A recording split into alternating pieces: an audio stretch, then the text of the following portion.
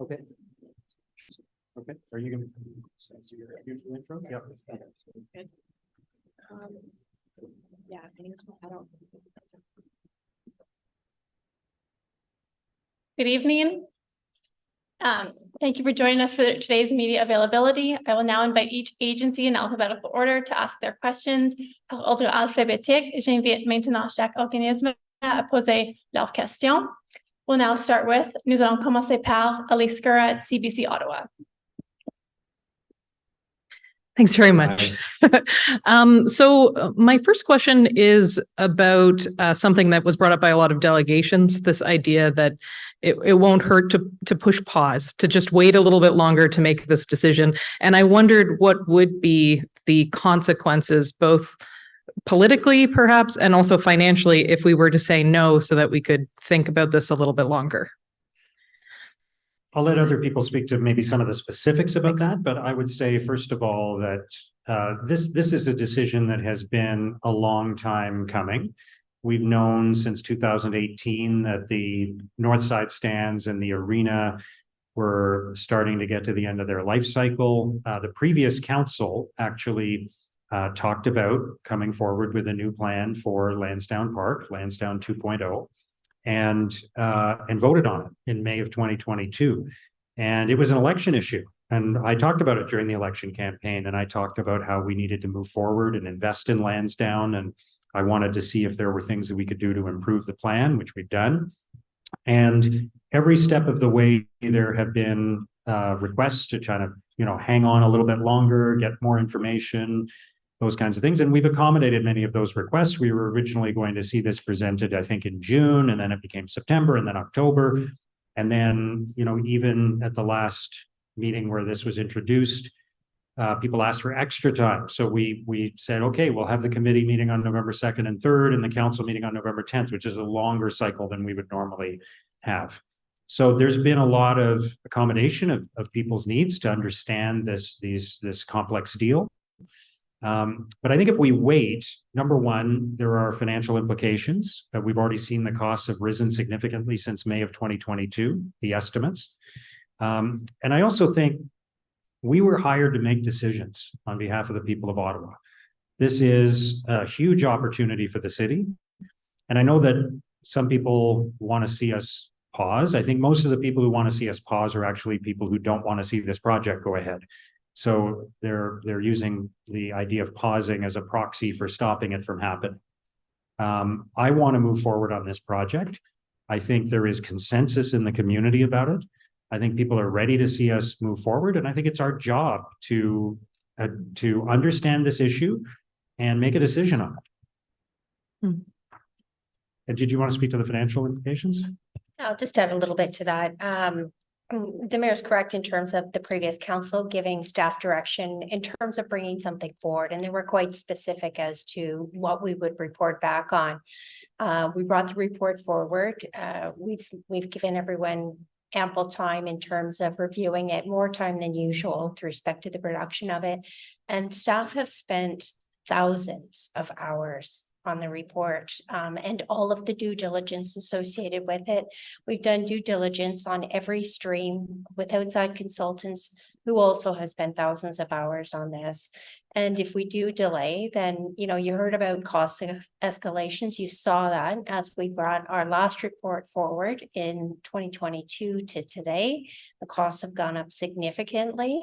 So there are risks in terms of hitting the pause on this, that it will just cost us more in the future. I'm going to add one more thing, actually, which is there's many things about this plan that are of great benefit to the community, but we keep talking about housing as our priority, and this is an opportunity to build more housing. There will be at least 2 towers on the site. There will be at least 770 units on the site, and there will be millions of dollars. We haven't decided the exact amount, but millions of dollars that will go towards affordable housing if we move forward with this project. So if we pause the project, we're pausing all of that housing, we're pausing that affordable housing as well, and I don't think that's wise. And my second question is about, the number of motions. So you had mentioned the thousands of hours that staff had put into these recommendations and due diligence.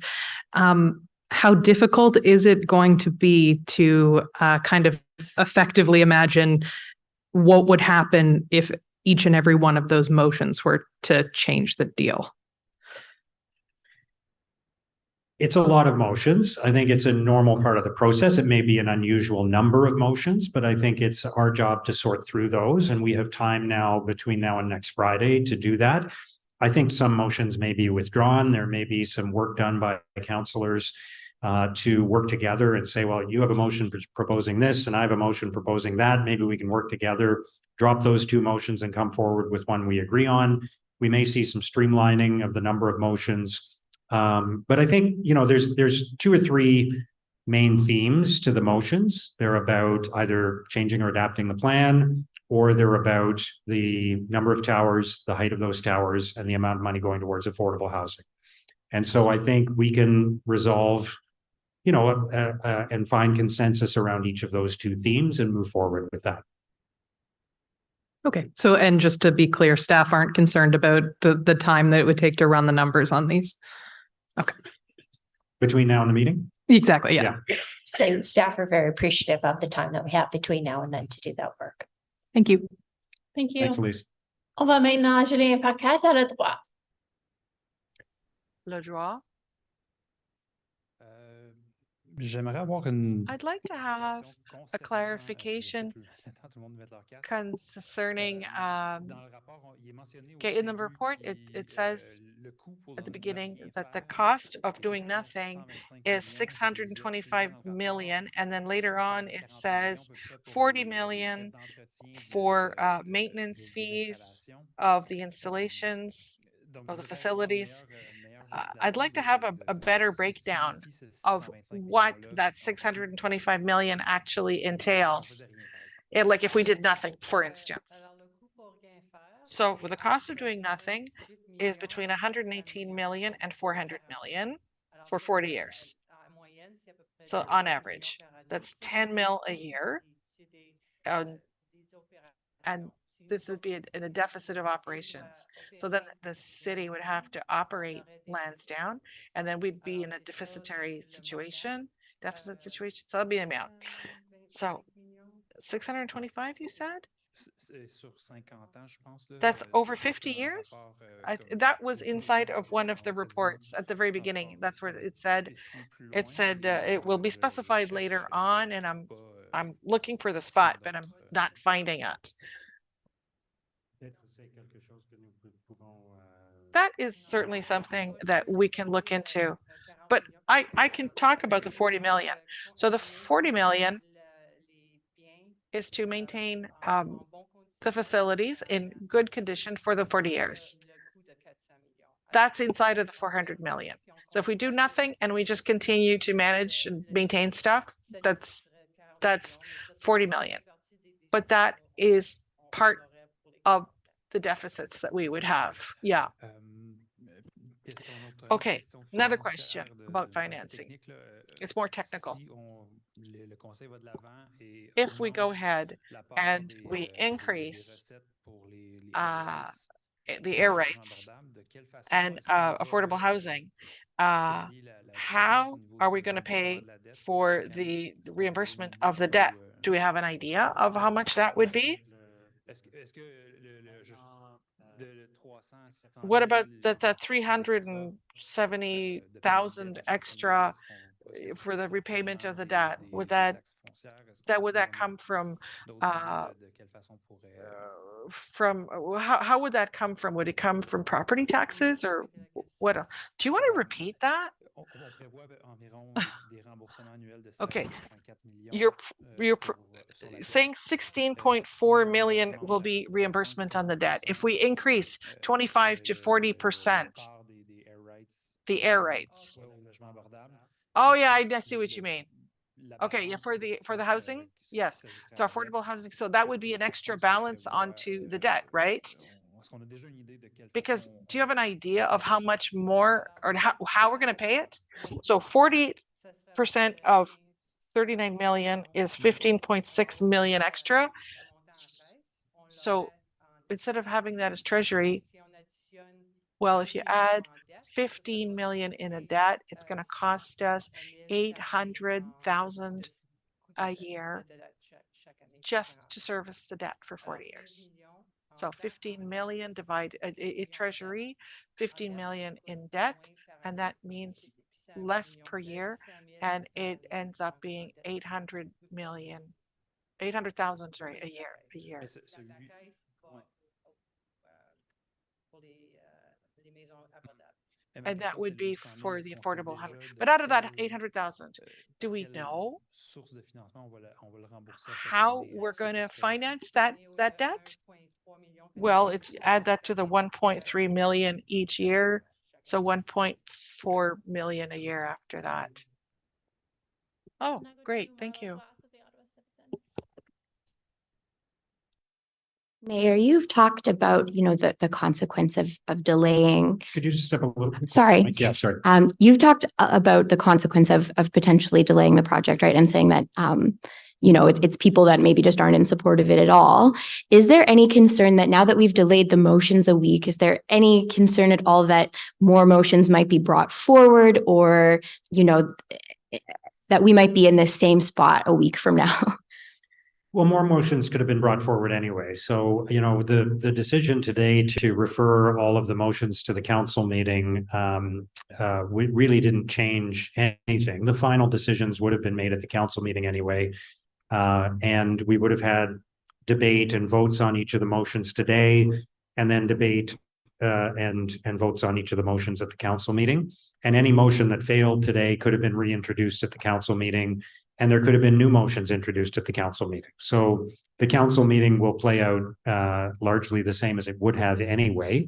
But I think members of council, what I heard from over and over again from members of council as delegations were being presented, was that they wanted to listen to the delegations, and they didn't have the opportunity to review all of the motions. I think there are 28, as far as I understand it.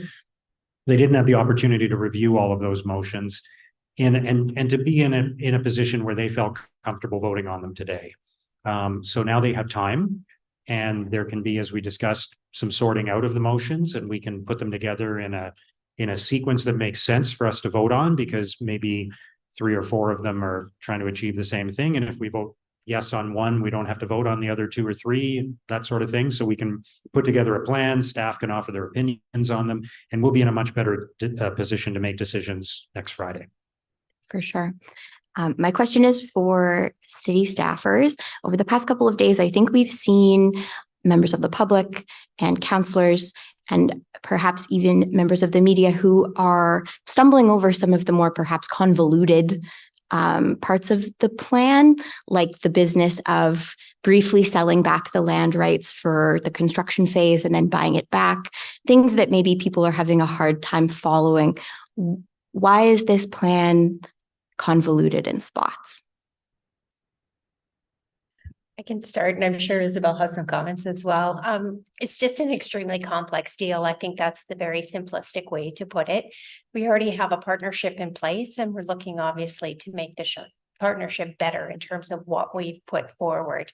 And what you're seeing is not a simple buy and sell transaction, right? And you look at the business that the city's in, what our partner can do for us, there's complexities associated with that. So, when you heard about the land deal and sort of how that works, we're protecting our rights. We're always trying to protect ourselves in terms of what we put forward. So you'll see a lot of those intricacies. What we have tried to do is simplify the language as much as possible. As I said, the report was out early. We've spent time with councillors in public consultations to explain this. And we're always encouraging people, if there's something they don't understand, then please do come and ask that question, because we're happy to talk about it.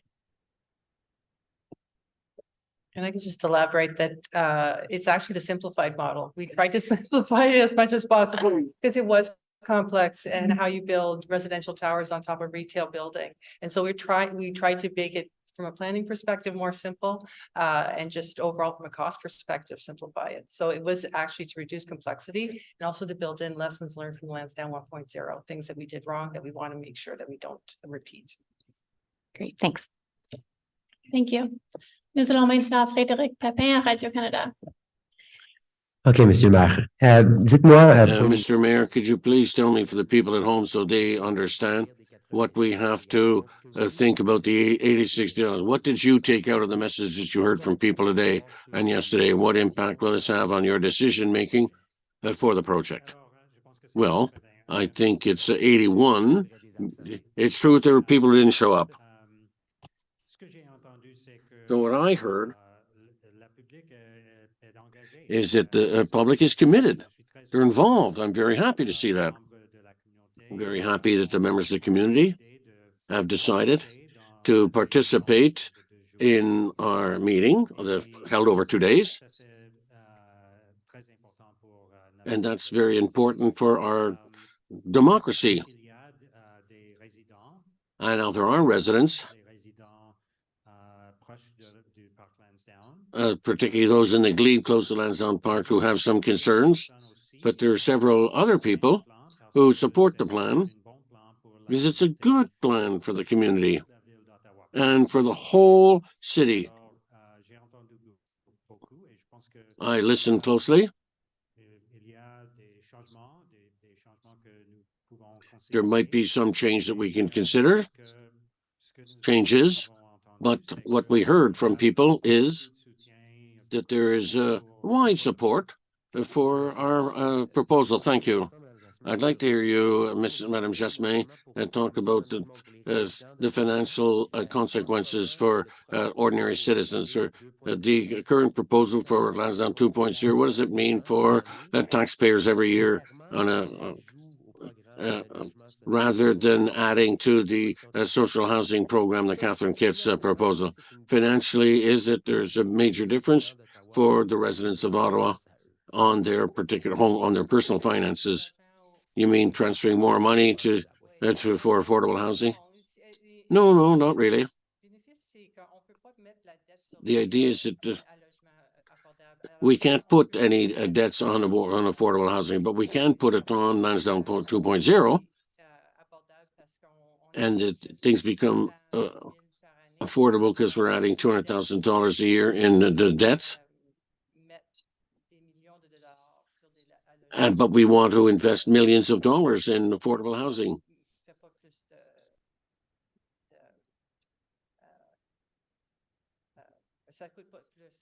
It won't cost much more to the taxpayer. Now, do we have a number of what it means? We often heard about the $16 million a year that the city has to pay back. And so it's the citizens out of their land taxes. Yes, but there's a counter revenue countering that. So it's only a small amount. Thank you. Merci. This concludes today's media availability. Ceci conclut le point de presse d'aujourd'hui. Thank you. Merci. Merci. Merci beaucoup.